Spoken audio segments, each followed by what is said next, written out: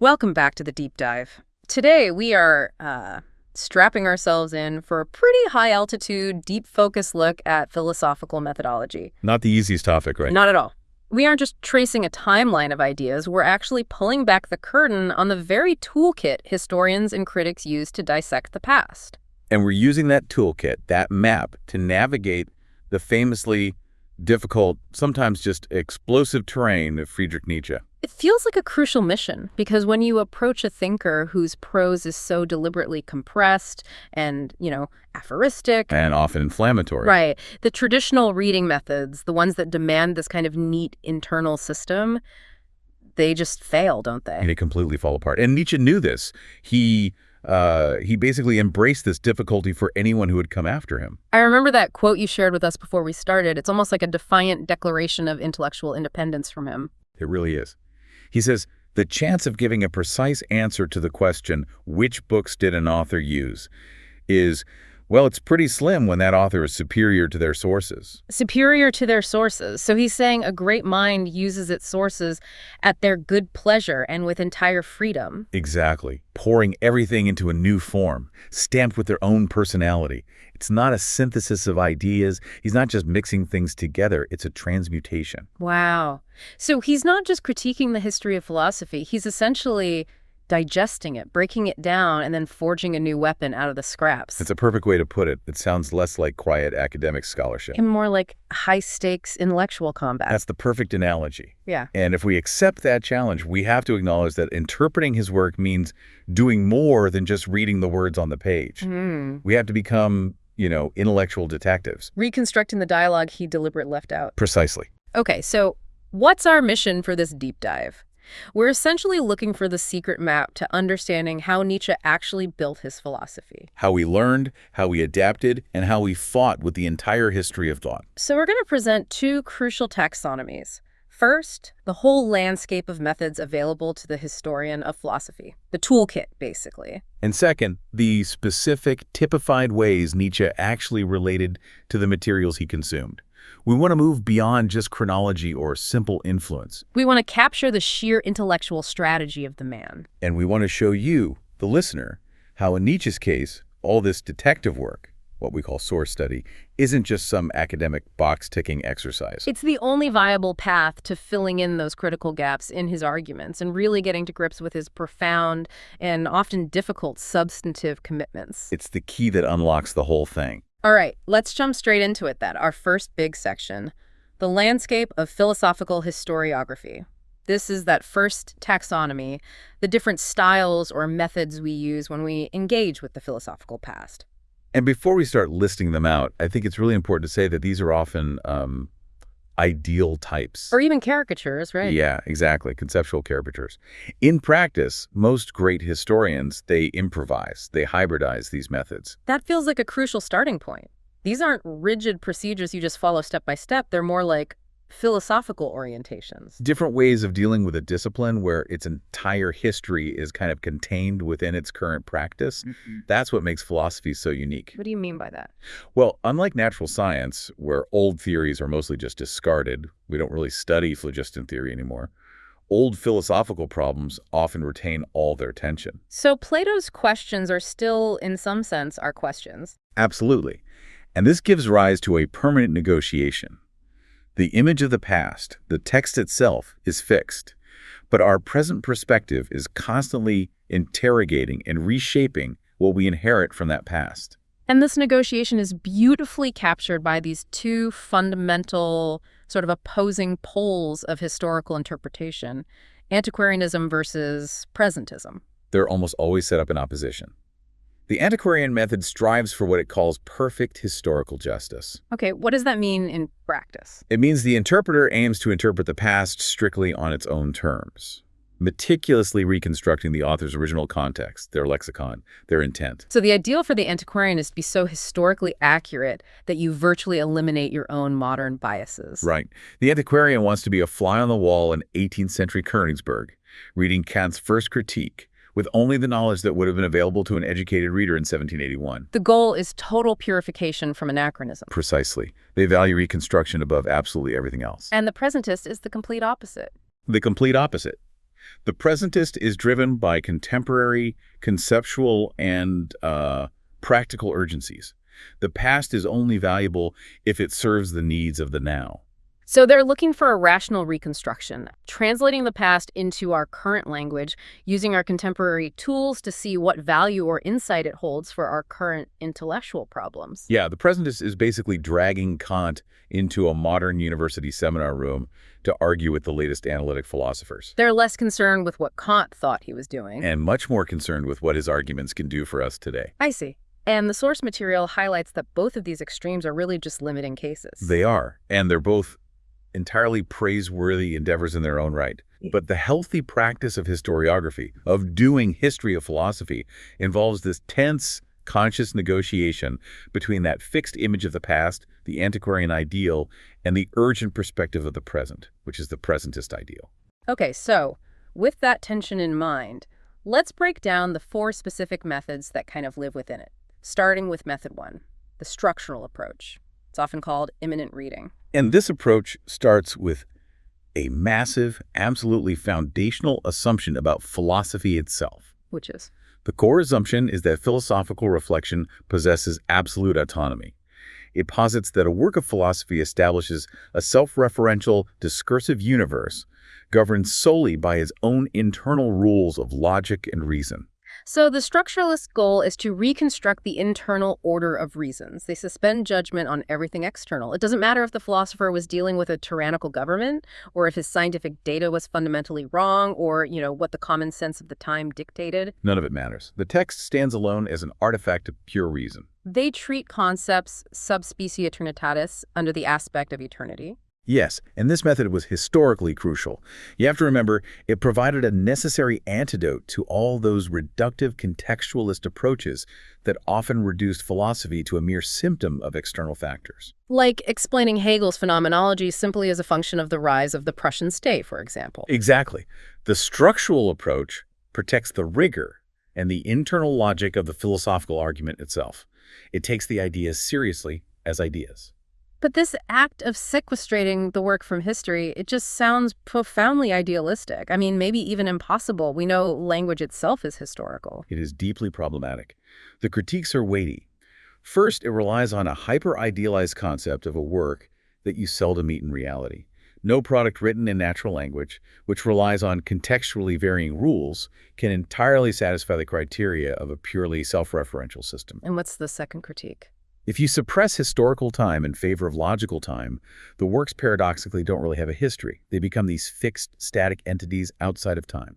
And as we move toward our subject, Nietzsche, this method becomes immediately unsuitable. I mean, why is structural reading so poorly suited for non-systematic or aphoristic thinkers? Because the entire premise of the structural approach is to reconstruct a self-contained system. Thinkers like Nietzsche or Montaigne or Pascal, they thrive on discontinuity, on rhetorical shifts, on explicit contextual interventions. They defy this kind of reconstruction. Their meaning is precisely located in the gaps in the context they're fighting against. That's it. But we should remember, despite its theoretical flaws, structural reading remains an unequaled school of discipline for reading highly systematic texts. It's just that it offers us very little for the aphorist. That critique of the structural approach helps us transition really smoothly to method 2, comparative reading. This seems like, it seems like structural reading, but applied laterally. That's the purest definition of it. You apply the structural method to 2 separate, autonomous, discursive universes, 2 philosophical systems, and you bring them into confrontation within a pure space of reasons. It's an intellectual experiment. It really is. And the expectation is that this contrast generates cognitive gains in comprehension. Maybe it gives you conceptual clarity or a deeper understanding of a specific philosophical problem, like, say, the nature of consciousness. Right. And, crucially, this gain is achieved without needing to establish any historical influence or filiation between the authors. So the dialogue between Plato and Kant on abstract forms is often a constructed piece of fiction. It is, but it can be a highly illuminating fiction for the modern reader. The source notes that the cognitive gains here are primarily exegetical. They help us clarify existing texts, not necessarily systematic. They don't build new philosophy. But pure comparative analysis is notoriously difficult to maintain. It is. Why is that? Is it just because we're inherently curious about historical causes we can't help ourselves? That's exactly it. The moment you introduce filiation hypotheses, the moment you start arguing that Kant must have been influenced by Plato's structure, or if your ultimate goal shifts to resolving contemporary problems by juxtaposing the two, You're not just comparing anymore. you inevitably depart from pure comparison. You slide into source study, which is focused on that filiation, or you slide into primacy of problems, which is focused on that present urgency. And that slides us right into method 3, primacy of problems. This is where we tolerate and even embrace a kind of controlled anachronism. Yes.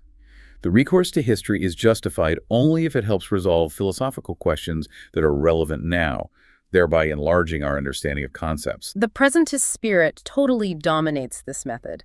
The goal is utility for the present. And this method has two crucial subtypes that move in completely opposite directions regarding the role of history. Okay, let's start with subtype 3A, the historicist or genealogical primacy of problems. This approach is vital, especially for Nietzsche studies.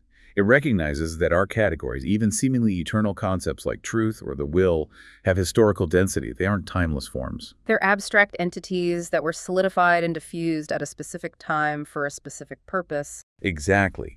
The reconstruction explains how these concepts arose, and crucially, it links them to the real world of power relations. The classic example that's cited is F.A. Lange's History of Materialism, which was immensely influential on Nietzsche. Lange showed that scientific concepts often have a moral or a political backstory. And Nietzsche's own genealogy just radicalizes this. He emancipates the objects of inquiry from their established doctrinal indexers and proper names. Instead of tracking Hegelian will, the genealogist tracks the function of the concept of will across all these various historical, moral, and social practices. So the genealogist's task is to trace the solidarity between our representational devices, our abstract fictions, and the forms of life that required them in the first place. Yes, and that link allows the genealogist to do something very powerful. Which is what? It allows them to judge functionality or dysfunctionality.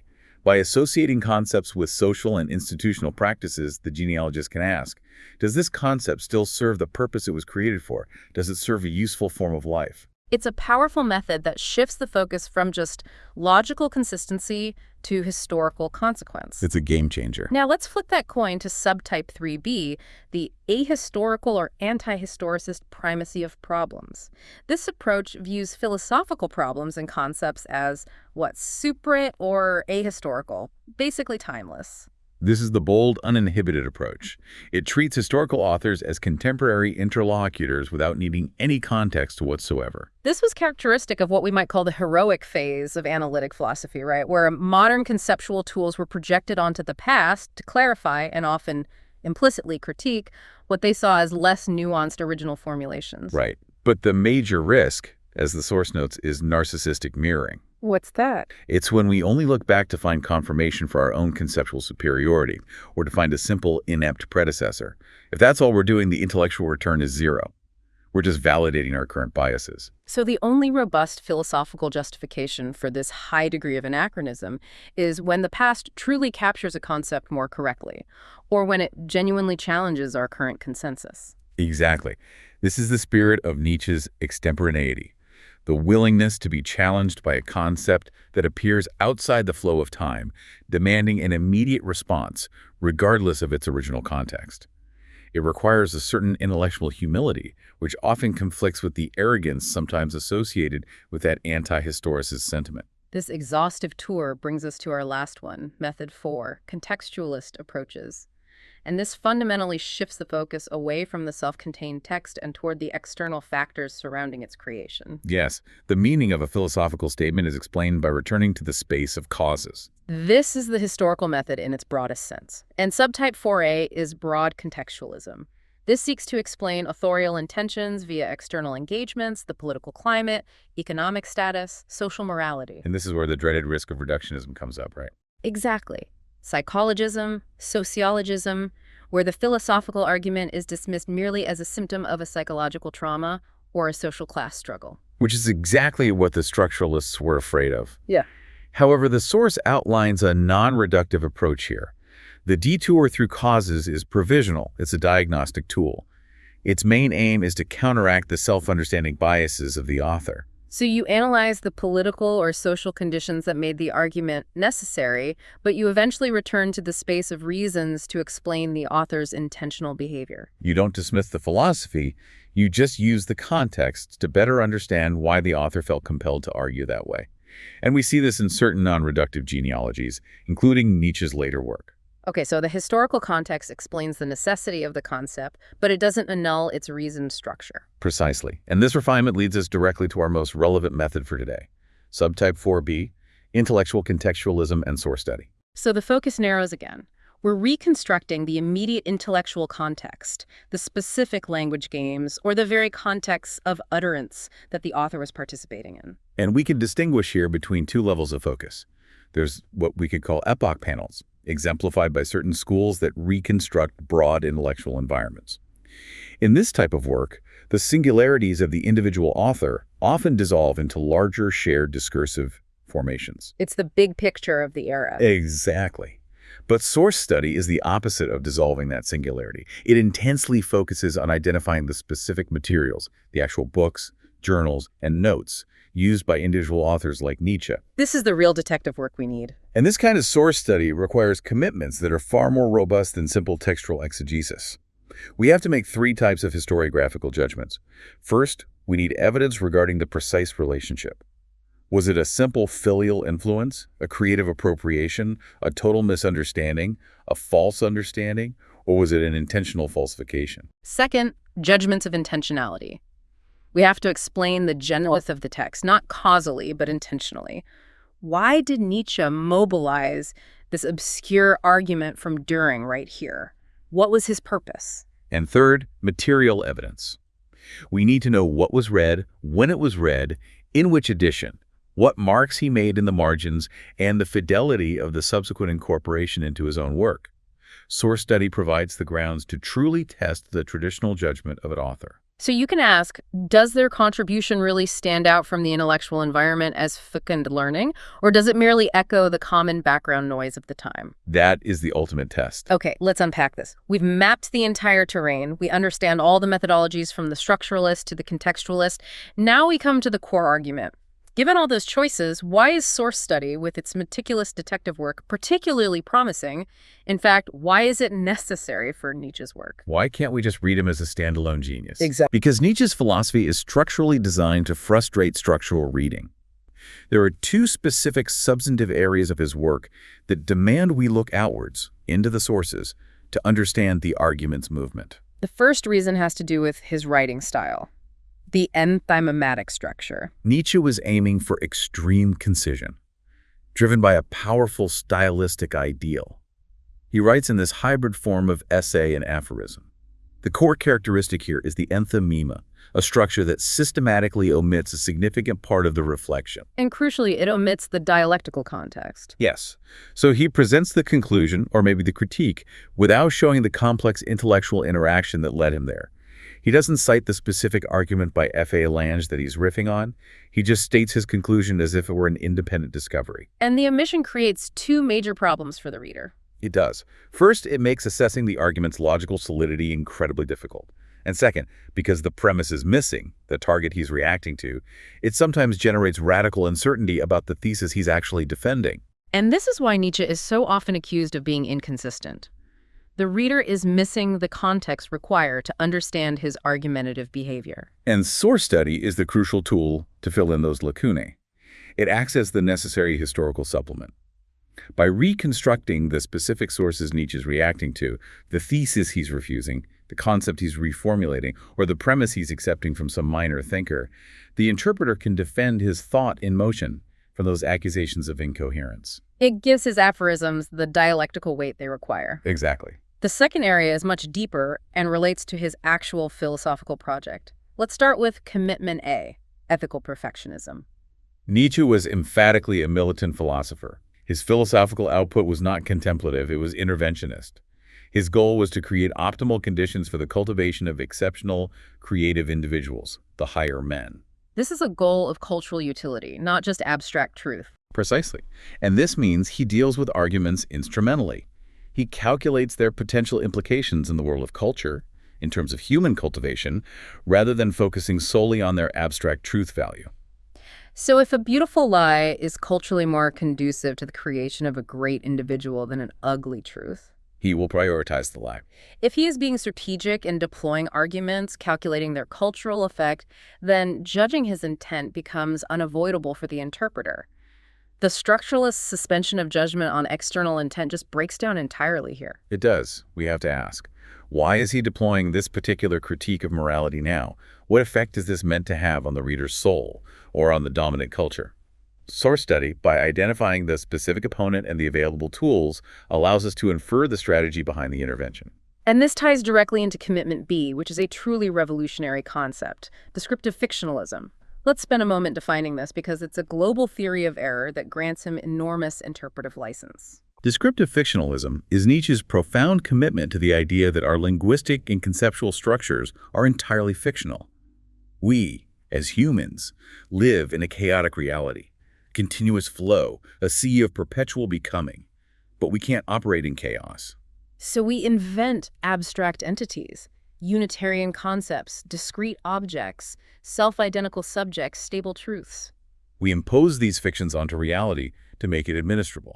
They are necessary, useful errors for practical purposes, for survival, language, community. They are useful lies. Absolutely. The world is flux, but we talk about the stable self. The self is a fiction, but a very practical one. Now, if every concept we use, self, will, truth, is understood as a necessary fiction, then analyzing his text requires the interpreter to risk judgments of intentionality that go far beyond simple conceptual elucidation. If everything is a useful fiction, how do we even evaluate his arguments? We evaluate them based on the effects he intended by mobilizing these specific abstract entities. It's no longer about whether truth is consistent with his premises. It's about what effect he intended by mobilizing the fiction of truth at this juncture. Or conversely, what effect he intended by destroying that fiction. Exactly. This is fundamentally a hermeneutic task of intentional reconstruction, which only source study can facilitate by showing us the specific dialectical target he was aiming at. I see the necessity now. Because his style is so compressed, the enthymema and his intent is so strategic, the perfectionism and fictionalism, the reader can't trust the text to be a self-contained system. They have to look outside to reconstruct the strategy. Which brings us to what we could call the anti-monumental effect of source study. Monumental reception is the tendency to treat Nietzsche as an isolated genius who creates from a foundational, autochthonous impulse, a voice speaking entirely outside of history. And source study, in this view, acts as a necessary antidote. By showing he was deeply engaged with Dühring, Lange, and other contemporaries, it dissolves the canonical figure back into the relative homogeneity of contemporary discourse. Some critics, like Sommer, indeed saw their work as intentionally leveling, as combating Nietzsche's own perceived strategies of self-canonization or concealment. However, the more productive view, and the one supported by our source, is to view source study as a crucial test. A test for what you called fecund learning. Exactly. It confirms or contests the traditional judgment of his genius. If, after reconstructing every source, we find that his work still interrogates us, challenges us, and offers a profoundly differentiated and valuable perspective, then his reputation as a great thinker is affirmed, not dissolved. His genius then lies in fecund learning, the creative transformation of available ideas, rather than some kind of foundational originality. That's the key distinction. And this gives us a much more nuanced perspective on that intentional omission debate. Was concealing his sources a cynical strategy for self-canonization, or was it a constraint imposed by his philosophical method? Given his commitment to militant perfectionism and the literary constraints of that enthymematic style, the latter seems more likely. I think so. He prioritized impact and concision over academic citation, and source study allows us to infer that required dialectical exchange, moving from a suspicion of manipulation to a reconstruction of necessary context. That was an excellent bridge. We've established the methodological imperative source study is the key because of why Nietzsche wrote the way he did.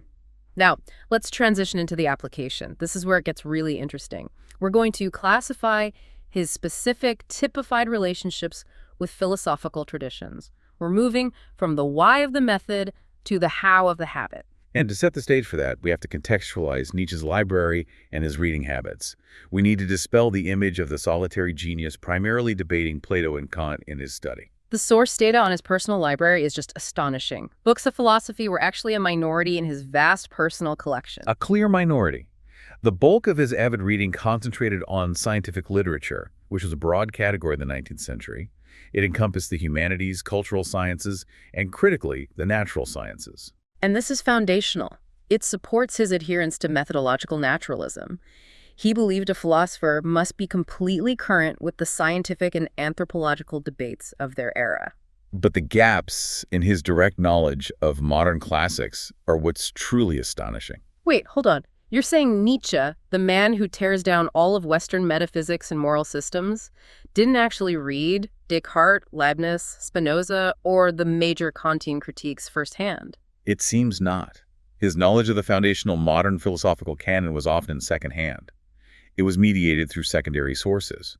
He relied heavily on the relevant neo-Kantian literature of his time to engage with Kant, for example, rather than tackling the critique of pure reason directly. That's intellectual outsourcing. It is. He engaged directly with Schopenhauer, yes, but many others were filtered through contemporary analyses. This reinforces his famous preoccupation, though. Nietzsche believed the work of great philosophers is always an involuntary confession of their predominant impulses, their drive. Absolutely. Therefore, his goal was often beyond dry doctrinal scrutiny. If philosophy is an involuntary confession of the soul, then 3 or 4 insightful anecdotes about a philosopher's life or a brilliant summary of their core impulse can be far more valuable to him than dissecting the entire dialectical machinery of their system. So when Nietzsche indexes a name to a proposition, we have to first discern. Is he seeking a genuine dialectical debate, or is he simply using the name as a lens to fix the image of a certain philosophical form of life? And that's the framework we'll use to explore the 3 specific types of use, starting with usage 1, spiritual affinity. This sounds like the most intense personal category. It is. This is an engagement of spiritual affinity and empathetic bond where the focus is almost entirely on the personality or form of life of the philosopher, not primarily on doctrinal dispute. This is a relationship of life and death, almost. The famous Descent to Hades list captures this. Epicurus, Montaigne, Goethe, Spinoza, Plato, Rousseau, Pascal. And Socrates, who belongs here too. This is a vital dialogue. Nietzsche interacts with these figures as if the fate of his own soul were at stake. He often expresses profound admiration, but also great animosity. He bickers with them. He bickered intensely with Pascal and Rousseau because they embody a powerful impulse that challenges his own way of life. They are stellar adversaries or guides. And the source states that for this group, the doxography, the specific arguments and theses, are mere pretexts. They're like fingerprints of a great personality. Their abstract truth value is far less important than what they reveal about the philosopher's exemplary style and form of life. It's a symmetrical relationship where he seeks an empathetic bond, rivaling them as personalities who achieved an exemplary wholeness, whether that wholeness was ultimately life-affirming or destructive. And that is utterly distinct from usage 2, programmatic commitment. This is where he treats sources structurally, adopting the overall orientation of a philosophy for a time, rather than just admiring the personality. Okay, so this usage 2A is structural and conventional in its adoption of the framework, but strategic in its deployment. Yes, here sources are treated as a repertoire of concepts and arguments, but the primary utility is adopting the general structural orientation of a philosophy during a certain period. These core programmatic theses are what define what other arguments can be instrumentally useful for him. So, if we want to trace the genesis of Nietzsche's thought, the major turning points in his intellectual life, we should focus intensely on the changes in this programmatic nucleus. Exactly. We can illustrate this with his 3 major phases. First, his youth. His programmatic commitment here was to the anthropological necessity of metaphysics, primarily inherited from Schopenhauer, filtered through Kantian ideas, and significantly influenced by F.A. Lange. Okay, what does anthropological necessity of metaphysics mean in this context? It means that humanity cannot bear the full truth of its finite, chaotic existence. Due to our inherent suffering and psychological limitations, we require a metaphysical justification, an illusion, a transcendental comfort to make life bearable. That was his core structural commitment in the early 1870s. And this commitment determined his famous early philosophy, the artist metaphysics of the birth of tragedy. Yes, the necessity of metaphysics meant he had to find the right kind of metaphysics. He needed to adjust Schopenhauer's philosophy, which he found too pessimistic and life-denying. He incorporated ideas from thinkers like Edward von Hartmann, specifically the shift toward objective idealism and a cosmology emphasizing the will as the origin of the world. He was making adjustments to the existing paradigm to find a life-affirming metaphysical framework, but the core structural commitment remained. Metaphysics is required. Absolutely. Then we have that dramatic pivot, the intermediate period, starting around human, all too human. This is the shift to methodological and substantive naturalism. The abandonment of the necessity of metaphysics was a profound intellectual event for him, driven by intense reading in the cultural and natural sciences, especially Lange. The new programmatic commitment was naturalism. We must reconcile humanity with its animality and learn to feel at home on Earth. This seems to imply a fundamental shift in his entire philosophical project. It was a total restructuring. The new program was the naturalization and historicization of Kant's transcendental philosophy. Instead of asking what conditions a priori make knowledge possible, he asked, historically, biologically, and psychologically, why did we evolve the need for these transcendental categories? He was structurally committed to finding the naturalistic origin and utility of our most fundamental concepts. This is where he began to use history as a tool to break down those eternal concepts. It's a radical shift in method and goal. And finally, his maturity. What was the programmatic commitment then? This involved the expansion of ethical perfectionism, the cultivation of great individuals, into a controversial political form. His structural orientation moved toward a form of political Platonism. He was no longer focused solely on personal cultivation, but on structuring culture and society to facilitate the breeding of exceptional types. That sounds dangerous. It is controversial, and it was a structural commitment. His reiteration in works like Beyond Good and Evil, that the cultivation of great individuals should be the goal of culture, pushed his perfectionism into a political dimension, where cultural and ethical concerns must supersede mass social welfare. In all three phases, the shift in the intellectual structure, the programmatic core dictated which sources were deemed useful. So in usage 2, the relationship is one of affiliation. He's actively building his system on or against these commitments. This leads us to the final and most strategic category. Usage 3, instrumental appropriation. This is the extraction of ideas purely as a repertoire of tools. He uses these tools regardless of his programmatic or existential disagreement with the author. This is intellectual scavenging. And this often results in what the source calls a veritable perversion of the original meaning of the theses. He mobilizes arguments for entirely new goals that the original author would have been horrified by. Absolutely. Think of his use of Düring, Teichmüller, and African spur. He had profound disagreements with all three, yet they were foundational for some of his most recognized late theses. How did he use Düring, for example? He took concepts from Düring to inspire his reading of Western metaphysics as a metaphysics of revenge, and morality as a normative system guided by resentment. Düring provided specific argumentative frameworks that Nietzsche could then mobilize to turn against the very system Düring was trying to defend. And Teichmüller, what did he take from him? Teichmüller was crucial for inspiring Nietzsche's late reading of political Platonism, and significantly, the genealogical priority of the agential conception of the you or self, the idea that the doer or agent is a fiction imposed upon the deed. And Spur fed his foundational theory of error, that descriptive fictionalism. Correct. From African Spur, he derived essential insights into epistemological and metaphysical debates that helped him refine his concept of fictionalism, the notion that our concepts are Unitarian errors imposed on reality. These authors were not spiritual guides like Group 1 or programmatic anchors like Group 2. But they provided indispensable dialectical components. This is pure strategic extraction. Yes, but this raises the profound reflective question that the source poses.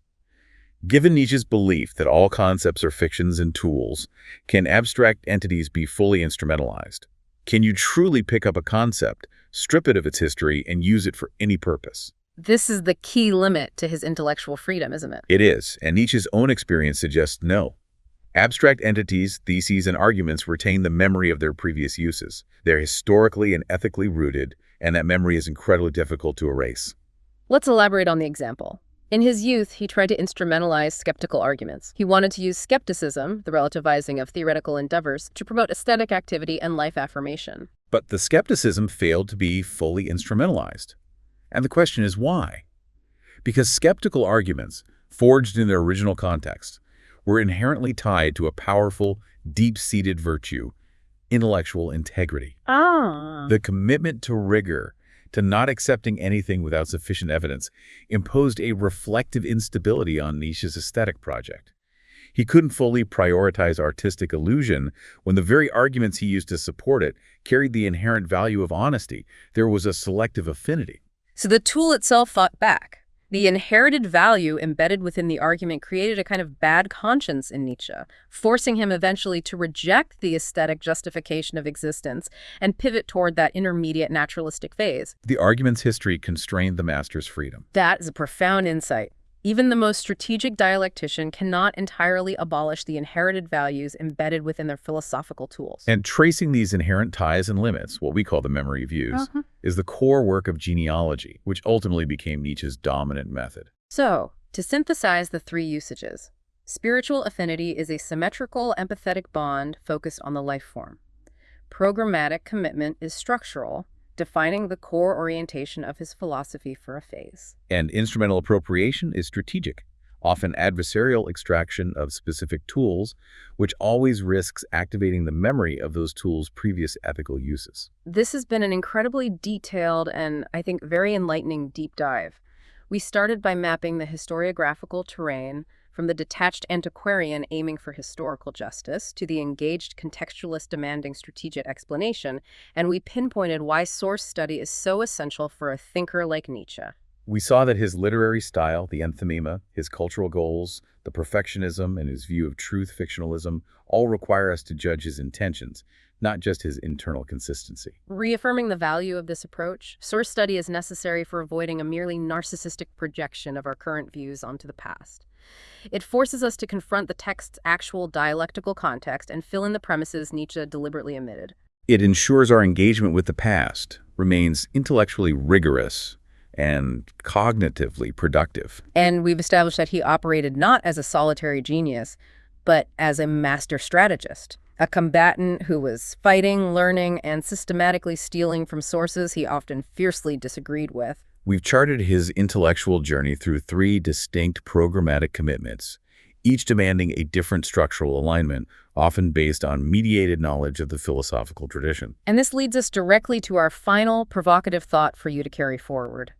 We've seen that highly abstract philosophical concepts like skepticism and justice or freedom, carry the deep memory of the original values for which they were forged. Nietzsche, a philosopher committed to using concepts instrumentally as necessary fictions, struggled mightily to override this inherited memory, as the concept's original ethical force created reflective instability in his own program. So, if this deep memory cannot be abolished by even the most skilled dialectical author, what does that imply for our own philosophical tools?